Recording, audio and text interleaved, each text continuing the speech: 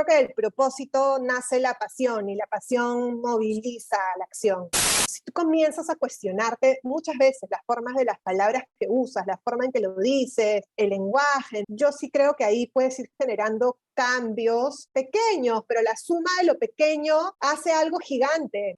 Si no tienes ese punto de partida de realmente hacer que ellas crean en sí mismas, que pueden ser líderes, ¿no es cierto? Y protagonistas de su propia vida, realmente es muy difícil que pueda generar cambios. Las mujeres estamos metidas en el mercado laboral, pero sin embargo seguimos asumiendo todas las otras responsabilidades también mayoritariamente de cuidado. Y ahí es donde hay gran parte del problema.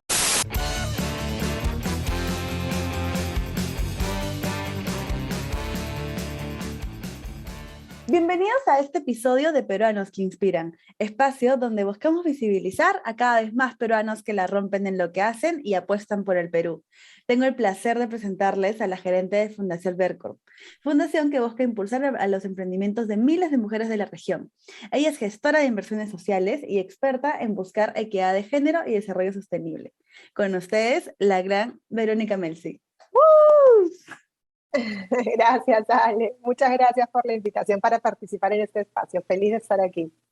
Muchas gracias a ti por darte el tiempo, por estar aquí. Y bueno, yo he comentado un poquito en general de las etiquetas, si la buscan en LinkedIn va a salir bastante de eso, pero yo quisiera saber quién es Verónica Melzi, que me puedas comentar un poquito más de ti.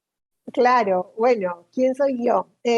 Soy una mujer de 47 años, madre de 2 hijos, eh, apasionada por el tema de la equidad de género y de hecho por intentar que cada día podamos contar, ¿no es cierto?, hacer acciones para que podamos contar con una sociedad que sea más justa, más igualitaria. Creo que ese es el tema que más me apasiona y bueno, de hecho, apasionada también por el tema de la filantropía, ¿no? Y por las opciones que podemos tener desde la inversión social para poder generar cambios en nuestro país. Buenísimo. Y hay varias cositas que mencionaste, ¿no? Creo que desde dos puntos, desde que hay varias cosas que trabajar y también que estás aportando tu granito de arena desde el rol que tienes para poder hacer que esas cosas sucedan.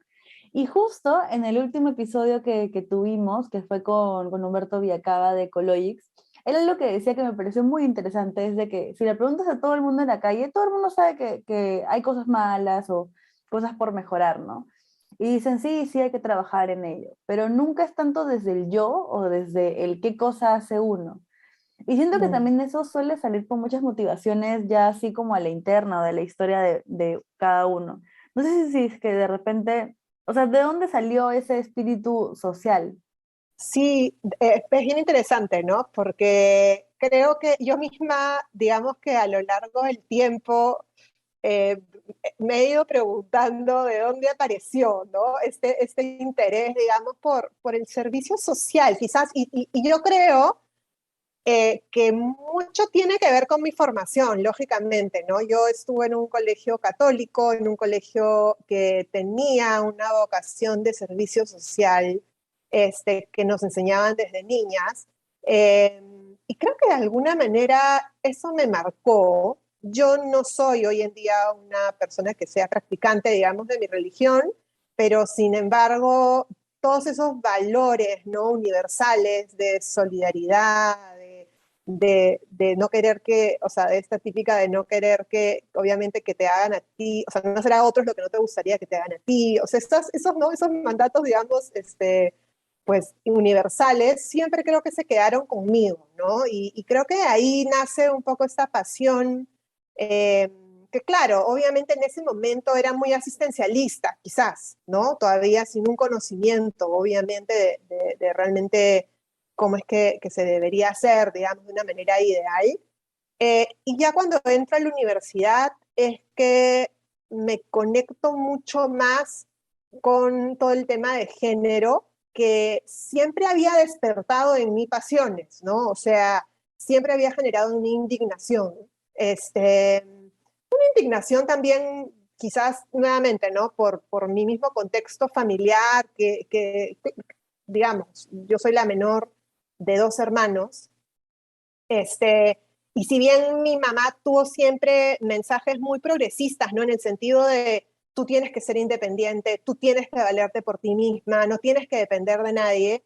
Sin embargo, también tenía mensajes contradictorios con respecto a las tareas del hogar, por ejemplo, ¿no? O sea, a quién le tocaba levantar los platos de la mesa, a quién le tocaba hacer la cama, ¿no? Y las diferencias que había ahí. Entonces, y crecí pues con esa mezcla, digamos, en la cabeza y claro, habían cosas que me indignaban, pero tenía también ese mensaje progresista por el otro lado, ¿no? Y entonces recién cuando tú ya vas conociendo un poco más del tema, te das cuenta que en realidad esa es la realidad de las mujeres hoy en día, ¿no? Las mujeres ya no estamos lejos del mercado laboral, las mujeres estamos metidas en el mercado laboral, pero sin embargo seguimos asumiendo todas las otras responsabilidades también mayoritariamente de cuidado. Y ahí es donde realmente pues hay gran parte del problema, ¿no? Entonces, creo que es la suma de esas dos cosas, digamos, lo que fue marcando mi camino, ¿no? Hacia mi interés por lo social y luego por el género, ¿no?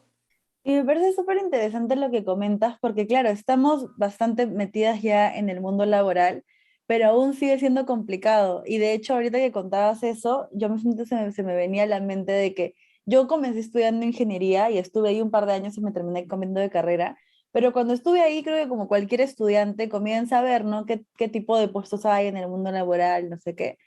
Pero investigando y todo, un secreto a voces era que varios de los puestos ingenieriles buscaban más un perfil de un hombre o algo masculino porque decían que podía soportar más ese tipo de rubro. Y yo decía, no, pero ¿por qué? Decían, no, no, no, es que no es un tema de discriminación, pero es que como va a haber más con obreros o va a estar más en planta, no es tanto como para una mujer. Y yo decía, pero ¿por qué no es tanto como para una mujer? Entonces era muy contradictorio porque claro, yo entiendo que había esa dicotomía en su cabeza de, no, no estoy discriminando por género, pero sí prefiero que de repente sea un género masculino, nos íbamos a hablar de temas de ingeniería. Entonces, eso, como Claro. eso, hay varias cosas. Y ahí yo sé que has visto varios de este tipo de casos y por eso quisiera que me comentes qué brechas crees que existen en el mundo laboral o en general sobre el tema de género acá en el país. Uy, sí, no, existen todavía muchísimas, ¿no? Yo creo que muchos estereotipos que además es bien interesante lo que tú me dices, Ale, porque claro, es gracioso que te digan, no es discriminación, pero, ¿no? Y claro, porque muchas veces lo que nos pasa es que tomamos las cosas como naturales, ¿no? Es decir, así son, o sea, así son los hombres, así son las mujeres, esto es lo que, o sea, digamos, y así es como debe ser y realmente sin entrar en esta reflexión de que realmente todo es una construcción social, ¿no? O sea, realmente son construcciones sociales. El hecho de que las mujeres estén destinadas al cuidado, o sea, sí es cierto, tenemos obviamente, digamos, hay un trasfondo biológico, ¿no? De las mujeres, digamos, de ser madres, pero nada indica que los hombres no puedan ser igual cuidadores, ¿no? Y que lo puedan hacer igual de bien. ¿No? Pero nuevamente, todas son construcciones sociales y construcciones sociales que obviamente son muy complejas, digamos, de modificar, ¿no? Y entonces creo que finalmente eso es lo que está en el trasfondo de todavía muchas brechas que tenemos, ¿no? Brechas, por ejemplo, en el tema de la ciencia, ¿no? De que las mismas chicas se animen, por ejemplo, a estudiar carreras de ciencia, de que pierdan ese miedo, de que pierdan el miedo de que las mujeres no son buenas en matemáticas, por ejemplo, ¿no? O que no son buenas en números, ¿no? Que los mejores son los niños, por ejemplo. O sea, yo creo que ya hay muchas cosas que se van rompiendo con el tiempo, otras que permanecen. También creo que depende de los círculos, ¿no es cierto? Hay círculos donde de repente sí hay un discurso más igualitario y círculos donde todavía, pues hay, digamos, más que círculos, de repente contextos, ¿no? Donde todavía hay discursos muy discriminatorios, ¿no? Sobre las capacidades que pueden tener los niños y las niñas. Por ejemplo, para comenzar desde ahí, ¿no? Y ya luego, bueno, sabemos todavía la brecha salarial que hay todavía para puestos iguales, digamos, ya en entornos laborales. Mi tema, que es un tema más de emprendimiento, digamos, es bien interesante también porque cuando uno comienza también a ver las brechas que hay ahí, por ejemplo, entre hombres y mujeres, te encuentras pues realmente que el tiempo, por ejemplo, termina siendo una barrera crucial, ¿no? O sea, que realmente la mujer muchas veces de manera consciente realmente dice, no, yo no puedo crecer en mi emprendimiento porque no tengo tiempo, o sea, porque realmente no tengo, o sea, no tengo energías, no tengo tiempo, porque tengo que ocuparme de todo esto otro, o sea, tengo que ocuparme de que mis hijos tengan que comer, tengo que ocuparme de que mis hijos tengan que vestir, que tengan que ir al colegio, que les vaya bien en el colegio, en fin, todas esas tareas de cuidado que asumimos, ¿no? Entonces, conscientemente ellas mismas dicen, no, entonces yo realmente no tengo más tiempo para dedicarle a mi negocio, puedo llegar hasta aquí y listo. Y es válido, ¿no? O sea, digamos, es válido que la mujer, o sea, digamos, decida y ahí está en su propio poder de decisión. Lo que no es válido es que se frene, ¿me entiendes? Cuando podría haber, ¿no es cierto?, una mejor distribución o una mayor corresponsabilidad de las tareas en el hogar, porque al final es una fuente de progreso para todos. O sea, el hecho de que la mujer pueda tener un emprendimiento, ¿no es cierto?, que pueda comenzar a generar más ingresos, finalmente es una fuente de progreso para la familia y es una fuente de progreso obviamente para la sociedad, ¿no? Porque puede generar finalmente empleos, ¿no? Y como esas, digamos, hay barreras específicas, ¿no? Barreras de la misma mujer y de temas de confianza, por ejemplo, ¿no? De no confiar en tus propias capacidades emprendedoras, de tener redes de repente más reducidas de contacto, de tener más miedo a arriesgar, ¿no? Y más miedo también a tomar préstamos, por ejemplo, ¿no? Y tener ahí acceso a financiamiento. Todas esas son barreras también propias, digamos, ya de la mujer en un entorno más, digamos, de emprendimiento, que es el que nosotros vemos desde Fundación, ¿no? Y me parece bastante interesante lo que mencionas porque, bueno, yo al final dije que había comenzado a estudiar ingeniería, terminar de estudiar administración, y como siempre he hecho temas de voluntariado, luego dije, quisiera hacer algo más desde el lado de lo que estudié, entonces me metí a hacer este tema de asesoramiento, a MIPES y todo eso, y me topé con que habían muchos programas de varias iniciativas desde el mundo privado y también un par desde el sector público, que eran específicamente programas para asesorar a mujeres. Y ahí me topé con data súper rica, que ahorita no me acuerdo exactamente los números, pero era una cosa abismal, que era el no sé cuántos, más de 70-80% de emprendedores eran mujeres, o sea, que las mujeres son las que hacen ese soporte, y hay una data que me acuerdo que decían, era que el 90 y tantos % de lo que ganaban estas mujeres emprendedoras era específicamente para hacer el sostén de la familia. Y yo dije, wow, o sea, efectivamente, si impulsas a este motor tan fuerte de la economía, puedes impulsar muchas cosas. Y yo luego dije, ya, pero ¿por qué? O sea, ¿por qué es que no ocurre? Y ya cuando estuve dentro de los programas mencionaban algo que tú acabas de decir, que era este tema de siento que no tengo tanto la capacidad o tengo demasiadas cosas que hacer porque me encargo justamente de ser el sostén de mi familia, que al final se ven limitadas. Entonces ahí, no sé, yo sigo con esa duda de qué más se puede hacer por estas mujeres, ¿no? Que al final son los que pueden en verdad mejorar las familias que existen aquí en el país. Exacto, y de hecho es que mira, si tú simplemente te pones a hacer matemáticas, ¿no? Tan sencillo como que somos el 50% de la población mundial, ¿me entiendes? Y tenemos hoy, antes de la pandemia, ya la participación de la mujer en el mercado laboral, digamos, era de 5, o sea, de cada 10 mujeres, 5 participaban, nada más, ¿no? Mientras que más o menos tienes un 80% de los hombres, ¿no? Que estaban ahí. Entonces, solamente en esa participación, digamos, en una mayor participación de la mujer simplemente en la generación de ingresos o en una actividad productiva, tienes ahí obviamente una mayor generación, ¿no es cierto? Y crecimiento del PBI, digamos, a nivel regional, a nivel nacional, simplemente por matemáticas simples, ¿no?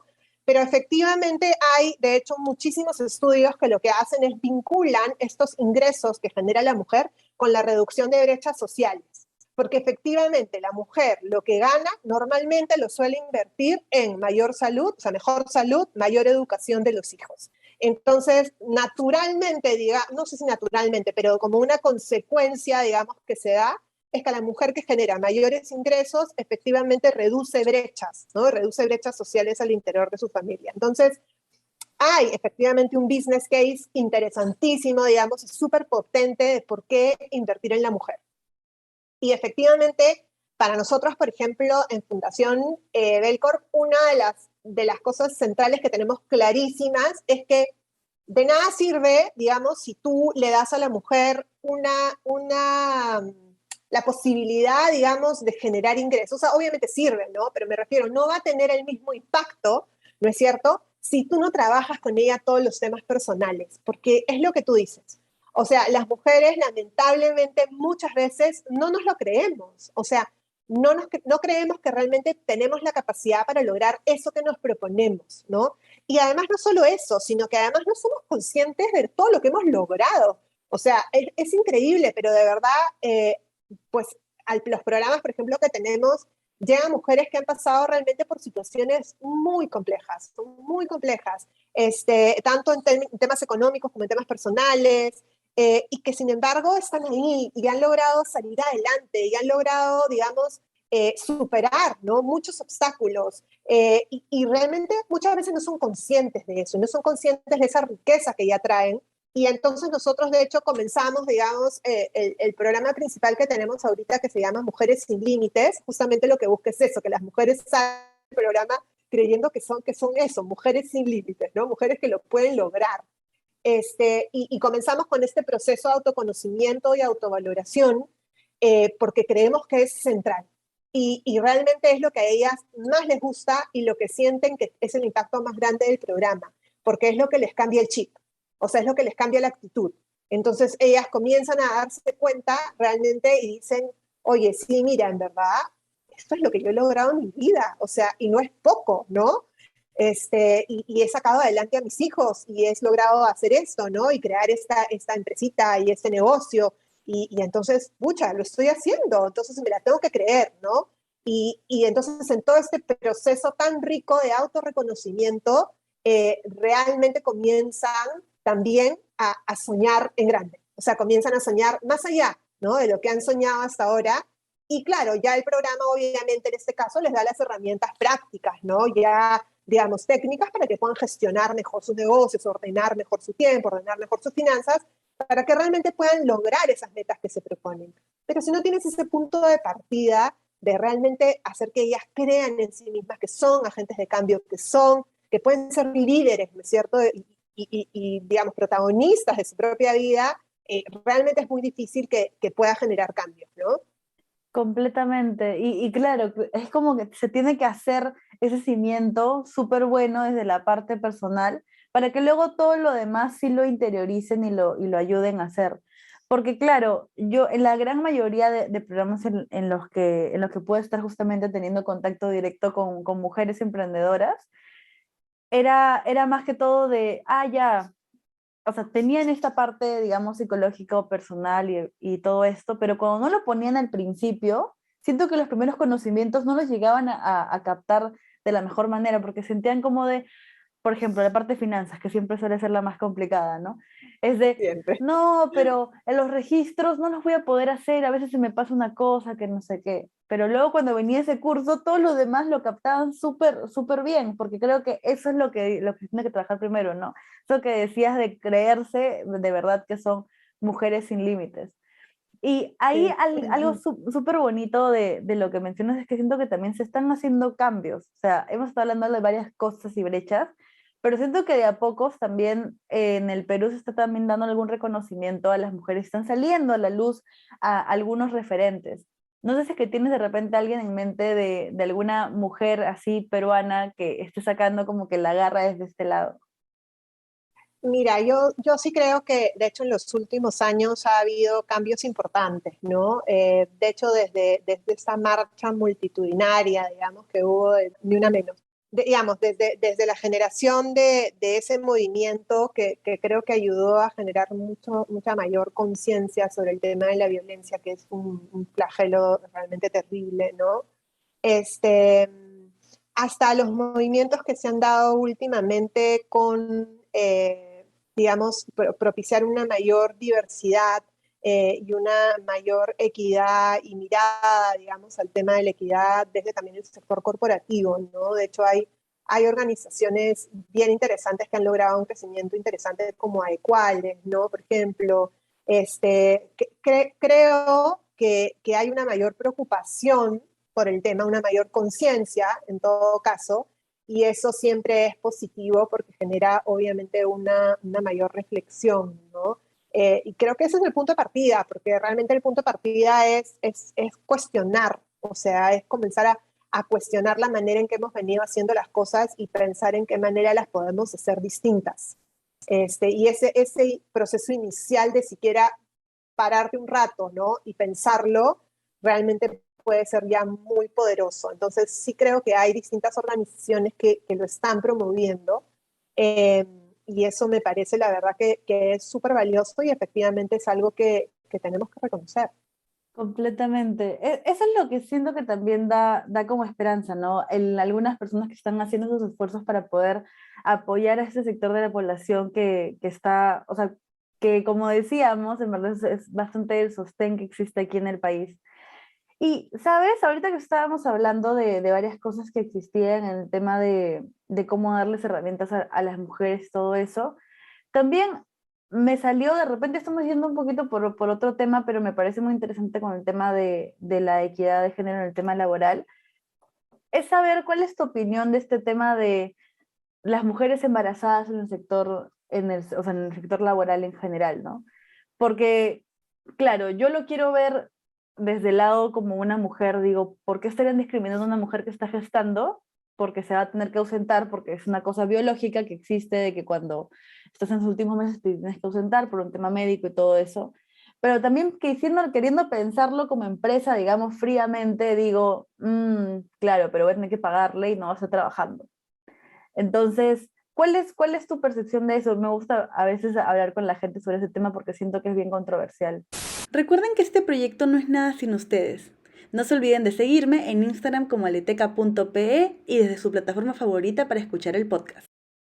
Yo creo que definitivamente, digamos, entenderla, creo yo, la diversidad eh, como un activo, ¿no? Como algo que realmente es positivo en tu organización, es la mejor manera de verlo, ¿no? Porque sinceramente creo que en la complementariedad que se puede dar, ¿no? Entre hombres y mujeres está realmente la riqueza, ¿no? De aquello que tú puedes generar, digamos, o sea, eh, que puedes tener una mayor productividad, puedes tener una mayor, digamos, innovación, ¿no? En la combinación de estas formas de ver la vida que son distintas, porque definitivamente hombres y mujeres no somos iguales, nadie está diciendo que seamos iguales, digamos, somos distintos, ¿no? O sea, digamos, en el sentido de que podemos ver las cosas de manera distinta, pero sin embargo, tenemos derecho o debemos tener derecho a la igualdad de oportunidades, ¿no? O sea, lo que no se puede negar es eso. Es decir, que no porque seamos digamos, distintos en ciertas características, pues no tengamos el mismo derecho a tener las mismas oportunidades. Y justamente en la complementariedad de la manera de ver el mundo, digamos, de estas dos formas de repente o desde las distintas formas que pueda haber, ¿no? Creo que está la riqueza. Y creo que esa para mí es la manera de abordarlo, en el sentido de que si tú eres mujer y decides ser madre, es parte de tu ruta, digamos, de desarrollo, de crecimiento personal, y eso no tiene por qué limitarte en tu crecimiento profesional, ¿no? Y creo que la empresa, más que verlo como un gasto de alguien que está pagando en un momento en el que efectivamente simplemente es que es parte, ¿no? Del proceso y del ciclo, digamos, de creación de vida, pero es un recurso igual de valioso que cualquier otro recurso, ¿no? Humano, digamos, o de talento que pueda tener yo en mi organización, y que por lo tanto lo más bien lo que debo hacer más bien es apoyar, ¿no? A esta persona, del género que sea, porque realmente si te pones a pensar, el padre debería también estar igual de presente en esos primeros meses, ¿no? Y de hecho hay países justamente que incluso a veces hasta te dan igualdad de condiciones, digamos, para este permiso inicial que te tomas, o a veces hasta te da a elegir y dice, bueno, si no es el padre es la madre, o de repente es la madre un mes y el padre 2 meses, o lo que sea. Pero, ¿me entiendes? Tienen iguales derechos para poder acompañar a esta nueva vida que obviamente requiere de todo el cuidado, digamos, en ese primer momento, pero no se vuelve un tema de si es hombre o mujer, o sea, se vuelve un tema de cómo la organización, ¿no es cierto?, apoya a sus colaboradores en este crecimiento personal, ¿no?, que es parte del crecimiento, digamos, y del camino de vida que hayan elegido sus colaboradores, y cómo se vuelve justamente, ¿no? Una organización que más bien facilita estos procesos y que no los limita. Entonces, para mí es más bien una mirada desde ese lado, ¿no? Como te decía, creo que el punto de partida es entender esa riqueza que hay, creo yo, en la complementariedad y en tener equipos que sean diversos. Completamente, creo que ahí está la clave, ¿no? Me parece que no lo había visto desde esa mirada, pero me parece súper súper genial lo que comentas, ¿no? Que se hace súper rico cuando existe esta variedad en general de perfiles, y estoy súper de acuerdo con que una de las cosas por las cuales se ve como un gasto o se ve como algo negativo es justamente porque no se tiene la misma cantidad de condiciones entre uno y otro. Por eso es de que uno se vuelve desfavorable, entre comillas, para la empresa y el otro más favorable, ¿no? Pero es general, es una manera de verlo, y también hay que ver que los grupos puedan ser de manera heterogénea, porque ahí también es donde se puede generar valor, tanto para los equipos como para la empresa en general, ¿no? Y algo que... Totalmente. Ujú. No, algo que también mencionamos, pero que creo que quedó de repente un poco al inicio de la conversación, era este tema de las organizaciones que están haciendo cosas. Y a mí me parece súper interesante cuando veo empresas que efectivamente se ve que hacen muchos esfuerzos a nivel de equipo y también a nivel de inversión, de poder apoyar a muchas iniciativas en temas que sean de desarrollo en general para, o sea, para los demás, ¿no? Porque claro, se entiende que hay operaciones que cubrir y todo, pero que lo siguen haciendo a pesar que hemos tenido esta crisis terrible en los últimos 2 años con respecto a la pandemia. Entonces ahí mi pregunta va por el lado de cuánto se vio impactado o cómo tuvieron que cambiar de repente los esfuerzos en esos momentos. Sí, bueno, de hecho creo que la pandemia nos ha cambiado la vida en tantos sentidos, ¿no? Eh, Nosotros, por ejemplo, y hablando ya desde la experiencia de Fundación Belcorp, realmente para nosotros fue, digamos, creo que como para todos, ¿no? Retador en el sentido de poder encontrar la manera de darle continuidad al apoyo que estábamos brindando, ¿no? Eh, Nosotros, claro, en ningún momento, digamos, se decidió cortar la ayuda. De hecho, lo que nosotros queríamos era más bien encontrar la manera de seguir brindando esa ayuda a pesar de la no presencialidad, ¿no? Y de hecho, en ese momento, cuando sucedió, por ejemplo, en Perú, nosotros nos encontrábamos implementando un programa en Piura, en escuelas. Y entonces, claro, cuando las escuelas pues se cerraron y se mandó, ¿no es cierto?, a todos a las casas, y además hacíamos el programa en una zona semi-rural.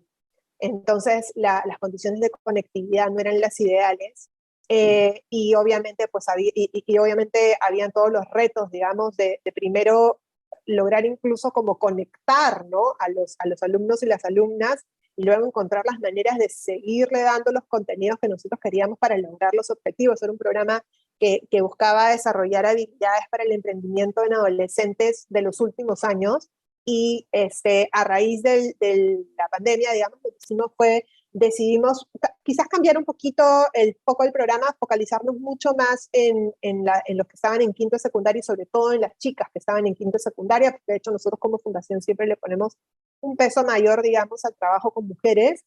Pero ese era un programa que trabajaba también con una visión de género, ¿no? Entonces la idea era romper también ciertos estereotipos, y por eso era importante también trabajar con los adolescentes, no solo con las adolescentes, ¿no? Porque justamente lo que queríamos era eso, era romper estereotipos para todos, ¿no?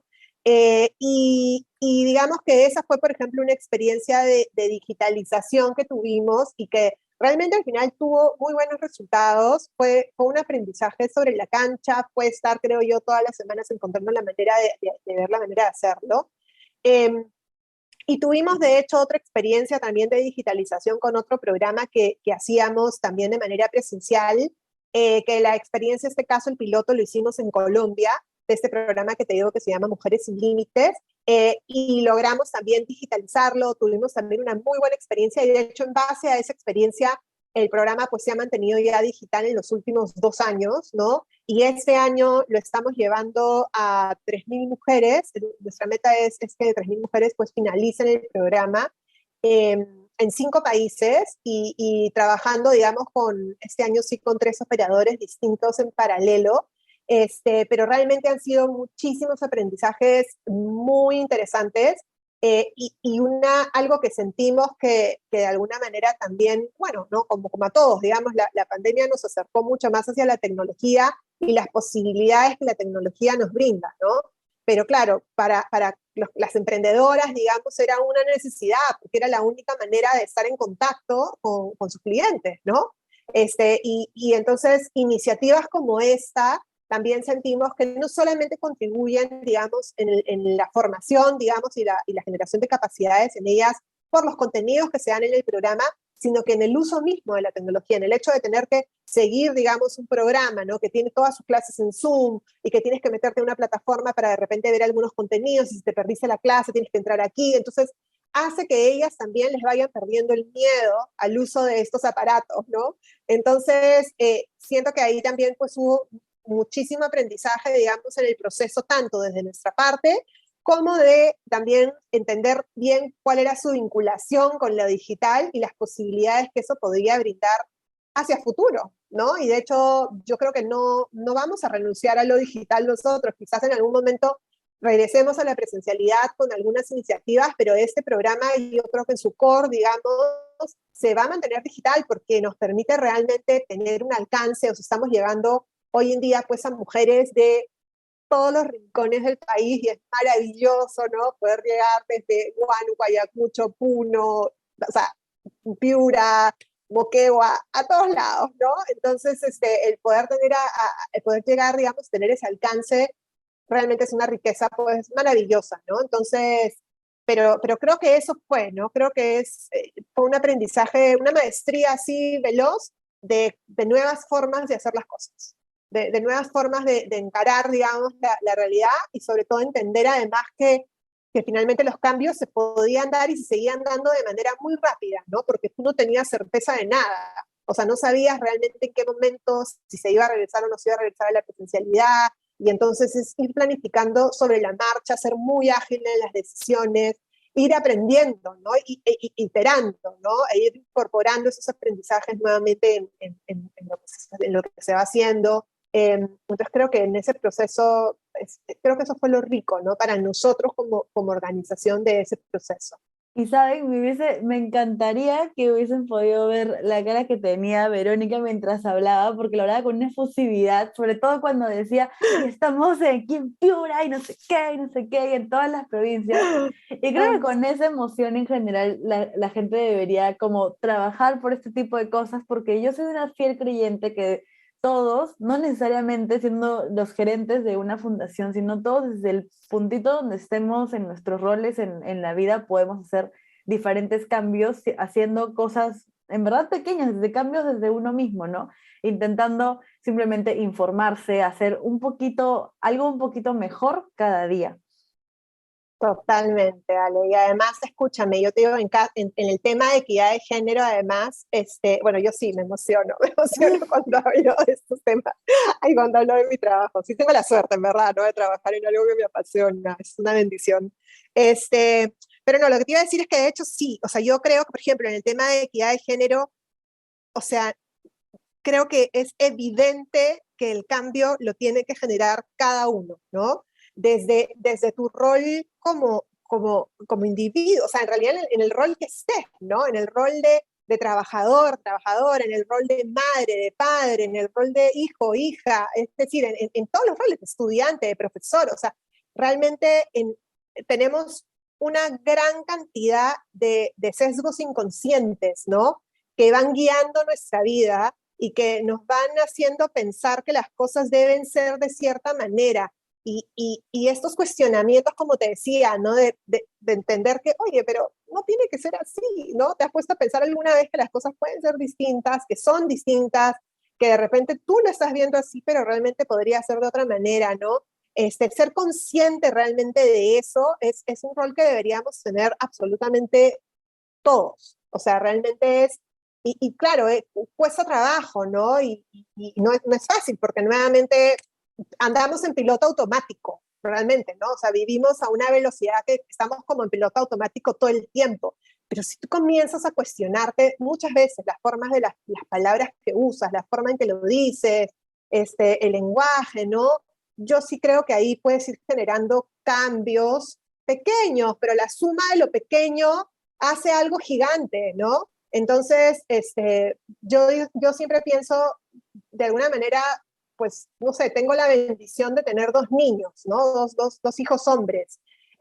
Y para mí ese es un reto gigante porque me encanta, ¿no? Porque además es, ¿cómo puedo hacer yo como madre para criar a dos niños que estén, ojalá, en la medida de lo posible, ¿no? Libres de prejuicios o de la mayoría de prejuicios, digamos, tengan una mente abierta, o sea, quieran construir una sociedad en equidad, ¿no? Vean a sus compañeras como iguales, porque es increíble, cuando son niñitos, obviamente ellos no son ni conscientes, ¿no? Entonces, y yo les hablaba, de hecho, de los temas que yo veía y era como, no entiendo, ¿no? Porque finalmente mi amiguita hace lo mismo que hago yo, pero yo tengo un niño, por ejemplo, un niño ya, pero tiene 11 años y ya te comienzas a dar cuenta de cómo comienzan, ¿no es cierto?, ahí a construirse ciertos discursos, ¿no?, que sí van siendo discriminatorios. Entonces, ahí es que uno tiene todavía un rol más grande. Entonces creo que es eso, como decías tú, creo que cada uno puede tener un rol desde la pasión que tenga, ¿no? Porque mi pasión es el tema de género, ¿no? Y es algo que vivo y es algo que digamos, que por eso me hago también más consciente, eh, pero es lo que tú dices, creo que hay un rol individual y una conciencia individual que es muy necesaria si nosotros queremos cambiar el país, o sea, si queremos cambiar, no el país, pero cambiar las cosas que no nos gustan. O sea, si tú quieres cambiar algo que no te gusta, pues todos tenemos un rol de acción, ¿no? O sea, no podemos ser este, simplemente pasivos, ¿no? No, o sea, tenemos que tomar acción. Y ahí, de hecho, imagínate, el rol individual es fundamental, ¿no?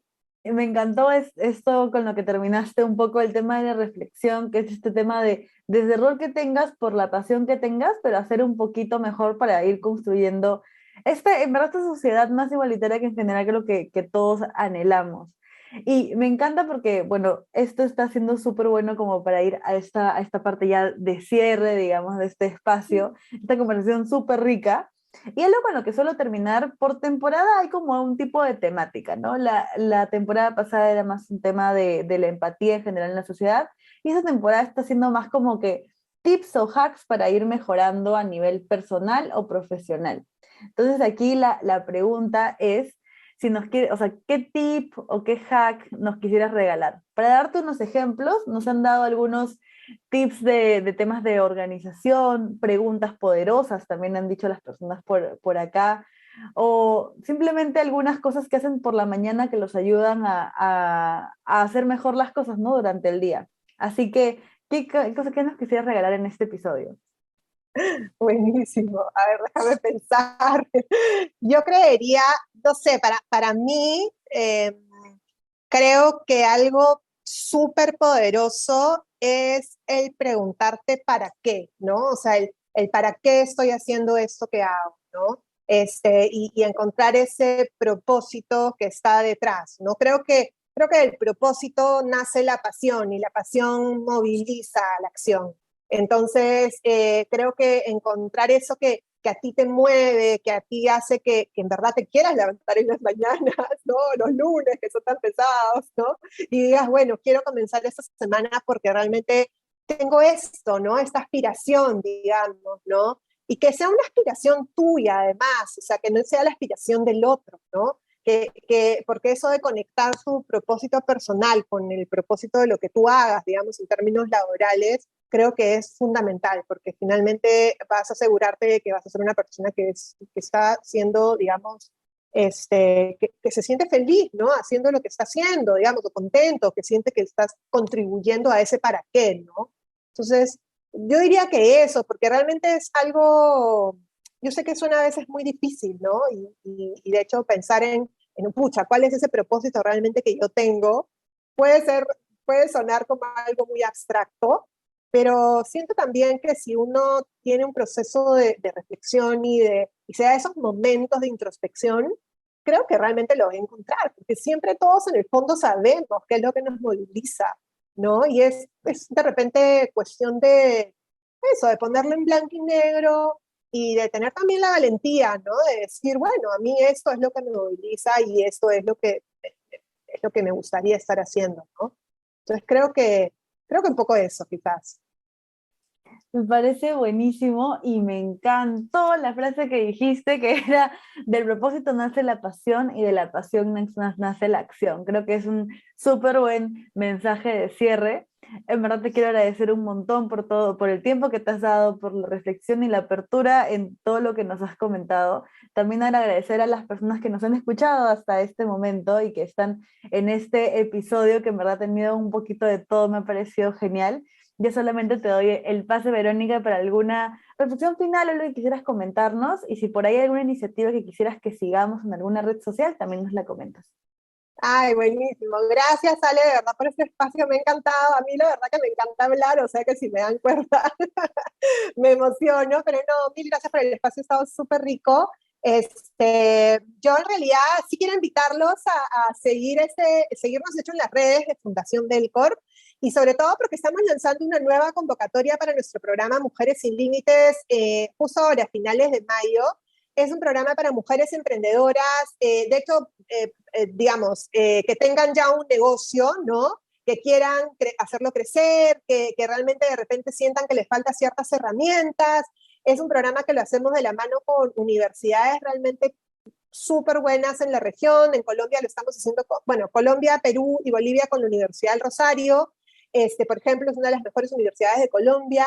Entonces, nada, síganos y pasen la voz y a ver que se animen ahí a postular, porque realmente lo que queremos es eso, es ir sumando cada vez, ¿no es cierto?, a más mujeres que realmente puedan a través del emprendimiento, pues lograr, como te decía, esas metas que se proponen. Muchas gracias por esta reflexión. Esto es todo por el episodio de hoy. Nos estaremos viendo en una siguiente semana. No se olviden de seguir, ya saben, a las redes de Fundación Belcorp y también a mí como aleteca.pe en Instagram, y en las plataformas, todas las de podcast, está como Peruanos que Inspiran. Les quiero agradecer por haber escuchado todo este episodio y nos estamos viendo la próxima semana. Espera. Por favor, no te vayas sin antes darle seguir en Instagram a aleteca.pe, suscribirte a mi canal de YouTube como Alexandra Linian y seguirme en las diferentes plataformas de podcast como Spotify, Apple Podcast, Google Podcast como Peruanos que Inspiran. Muchas gracias.